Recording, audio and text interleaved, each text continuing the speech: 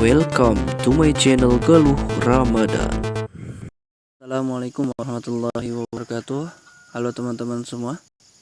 Di video kali ini saya sedang berada di kebun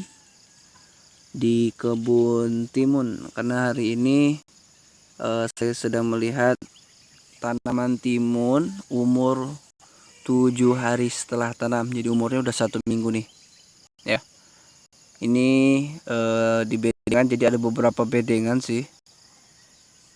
Daerah sini ini udah penanaman yang pertama, yang sana penanaman yang kedua. Jadi bentangnya ada berapa hari ya, selisih 2 hari kalau nggak salah penanamannya.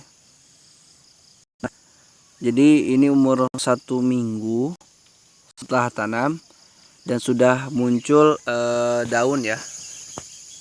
Nah, ini menjadi yang akan menjadi nanti daun nih, bagian ini ya.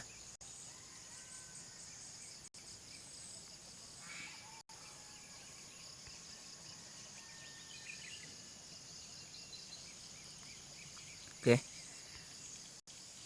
Nah, jadi pada umur 3 hari setelah tanam, 3 hari setelah tanam itu biasanya sudah benih itu sudah muncul ya, sudah tumbuh. Dan apa yang harus kita lakukan agar saat kita penanaman tanaman timun, benih yang kita tanam itu cepat tumbuhnya gitu kan, dan aman dari gangguan-gangguan hama dan penyakit. Oke.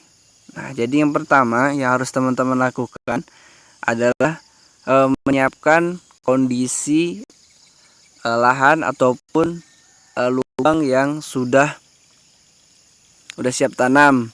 Yang salah satu cirinya adalah sudah diisi pupuk kandang ya kan, atau bahan organik lainnya. Nah, kalau di sini saya menggunakan limbah dari sawit ya, makanya warnanya hitam seperti ini.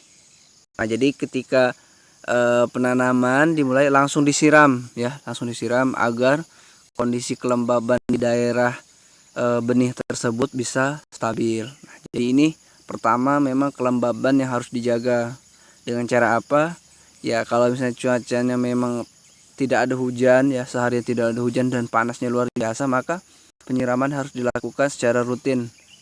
Ya, mulai dari penyiraman pagi, kemudian penyiraman sore. Nah, itulah yang saya lakukan selama ini gitu kan, agar benih ini tumbuh dengan cepat ya kan. Jadi kita lakukan penyiraman pagi dan sore setiap hari kita lakukan, karena cuaca hari ini sedang panas ya, sedang panas, dan benih itu harus dalam keadaan lembab. Jadi kalau misalnya kena panas sedikit bisa-bisa gosong dan mati kepanasan seperti itu. Makanya yang pertama harus kita jaga adalah kelembabannya dengan cara penyiraman secara rutin setiap hari. Nah, kemudian ketika sudah tumbuh nih ya kan, sudah tumbuh benih tersebut ya kan, muncul bakal daunnya gitu, maka yang harus kita lakukan antisipasi ya dari gangguan hama, serangga, semut dan lain-lain, karena memang benih yang baru muncul itu rentan terhadap gangguan dari semut, jangkrik dan lain-lain. Maka kita ketika barengan dengan penanaman ya kan, itu dilakukan pemberian namanya puradan ya kan. Kita akan kasih puradan berbarengan dengan penanaman benih. Tujuannya apa? Tujuannya agar tidak diganggu oleh serangga ataupun semut-semut yang biasanya menggerogoti benih yang baru muncul, karena itu makanan yang sangat lezat bagi mereka. Makanya antisipasinya kita harus memberikan puradan. Nah, contohnya seperti ini ya. Alhamdulillah ketika kita melakukan penyiraman yang rutin 2 hari sampai 3 hari itu udah muncul, sudah pecah ya benihnya itu, masa dormansinya sudah pecah. Kemudian ini umur 1 minggu dan alhamdulillah bebas ya dari gangguan hama, karena kita di awal sudah memberikan puradan.